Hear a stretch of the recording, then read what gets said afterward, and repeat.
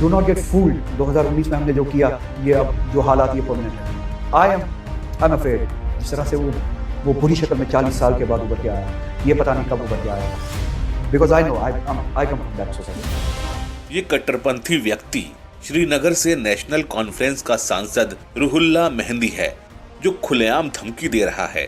कह रहा है कि कश्मीर घाटी में 1990 वाली घटना फिर से दोहराई जाएगी। कश्मीर घाटी में फिर से नरसंहार होगा, बस इंतजार कीजिए। एक बार फिर सुनिए इस कट्टरपंथी ने क्या कहा है। Do not gate fooled. 2019 में हमने जो किया, ये अब जो हालात ये परमानेंट है। आई एम अफ्रेड जिस तरह से वो बुरी शक्ल में 40 साल के बाद उभर के आया, ये पता नहीं कब उभर के आएगा।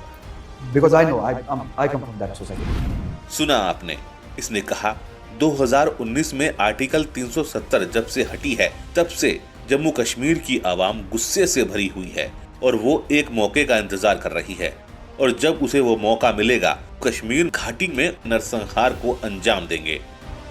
1990 वाली घटनाएं दोहराई जा सकती हैं। ये कह रहा है कि उनमें गुस्सा है जो कभी भी फूट कर सामने आएगा। 1953 में इसी तरह का एक काम किया गया कांग्रेस की तरफ से, सेंटर की तरफ से। हमारी ऑटोनॉमी छीनी गई, प्राइम मिनिस्टर शेख अब्दुल्ला साहब जो थे मरहूम, उनको बंद किया गया। उसके बाद 40 साल तक इसी तरह का माहौल था कश्मीर में। Everyone was of the opinion कि कश्मीर का मसला सेटल है, वहाँ पे ना कोई गुस्सा है, ना कोई प्रोटेस्ट है, ना कुछ है। बट व्हाट हैपेंड, जो कश्मीर के लोगों में गुस्सा था वो 40 साल के बाद उभर के आया। So do not gate fooled. 2019 में हमने जो किया, ये अब जो हालात ये परमानेंट है। आई एम अफ्रेड जिस तरह से वो बुरी शक्ल में 40 साल के बाद उभर के आया, ये पता नहीं कब उभर के आएगा। Because I know I come from that society. ये चेतावनी है या ये धमकी है क्या?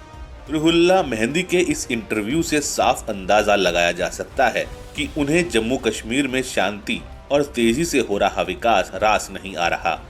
घाटी की जनता आर्टिकल 370 हटने के बाद अमन चैन से रह रही है, लेकिन रुहुल्ला मेहंदी जैसे कट्टरपंथी लोग वहां की जनता को गुमराह करने का काम कर रहे हैं। उनके मन में जहर घोल रहे हैं, घाटी में अशांति फैलाना चाहते हैं, हिंदुओं का नरसंहार कराना चाहते हैं। रुहुल्ला मेहंदी जैसे आतंक की सोच रखने वाले कट्टरपंथी व्यक्ति देश के लिए खतरा हैं। इसकी संसद की सदस्यता तत्काल प्रभाव से समाप्त कर दी जानी चाहिए।